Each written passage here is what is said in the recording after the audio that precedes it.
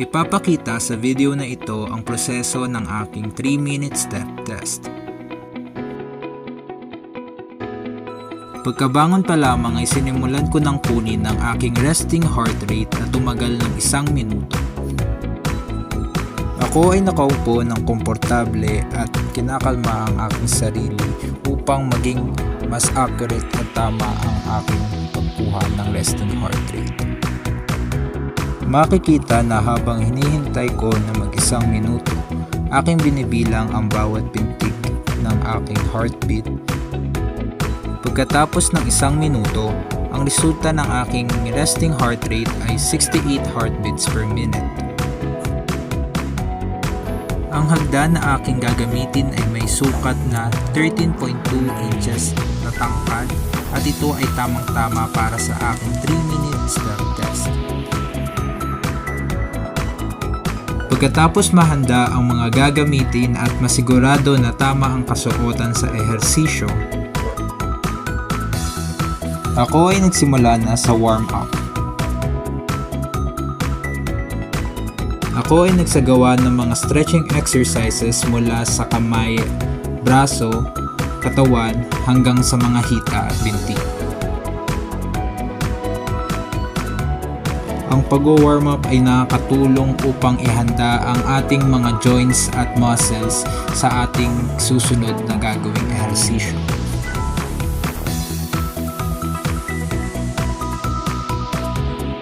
Ito ay makakatulong upang maiwasan ang mga injuries at posibleng aksidente habang isinasagawa ang ehersisyo.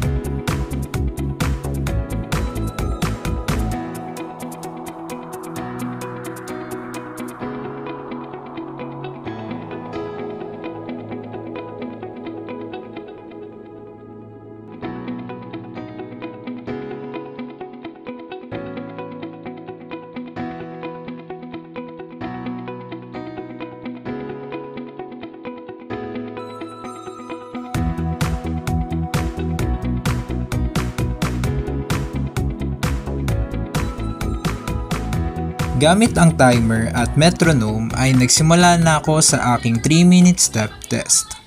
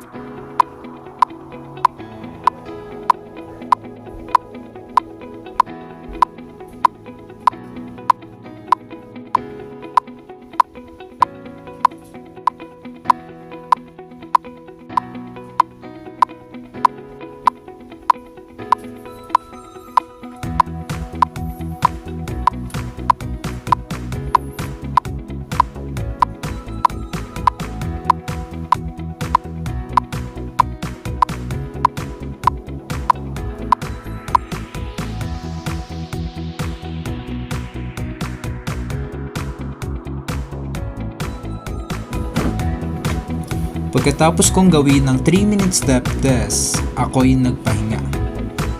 Kinuha ko muli ang bilang ng aking heartbeat sa 1 minuto.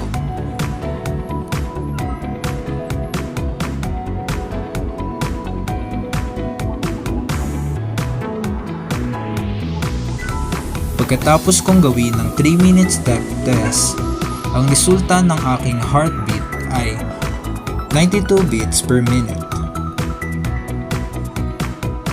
Base sa men's rating based on age, ito ay pasok sa 88 to 93 heartbeats per minute, na may equivalent na above average. Matapos kong makuha ang resulta ng aking heartbeat, ako ay nagpatuloy sa cooldown.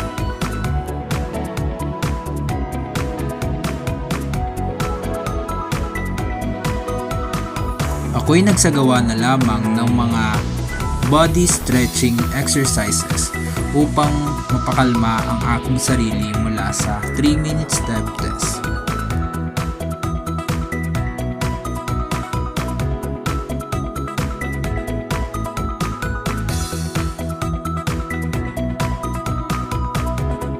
Ang benepisyo ng cooldown exercises ay nakakatulong ito na mapababa ang ating heart rate at unti-unti nating makuha ang ating normal na paghinga.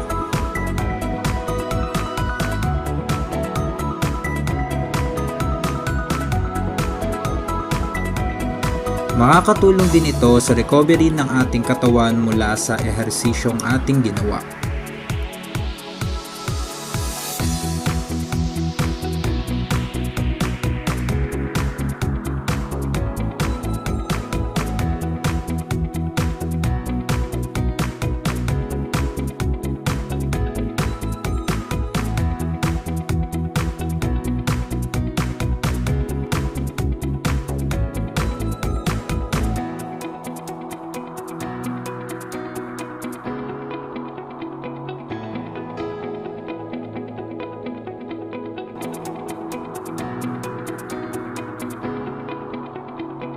At dito nagtatapos ang aking video. Maraming salamat sa panonood.